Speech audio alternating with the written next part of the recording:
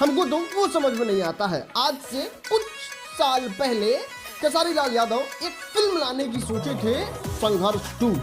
जैसे गए रिलीज करने, सनी देओल पूरा अपना छाती चौड़ा करके खड़ा थे कि बेटे अगर मेरे आजू बाजू में फिल्म ला दिए तो आपके फिल्म को ऐसा पटकेंगे उठा के पटकूंगा।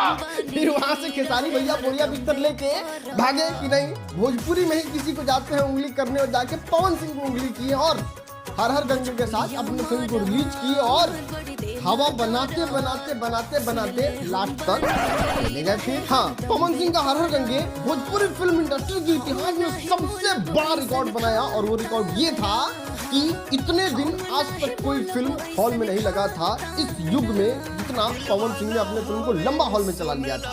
लेकिन बात करें खेसारी लाल यादव की तो उनका हो गया। चलिए इन सब की अपार सफलता के बाद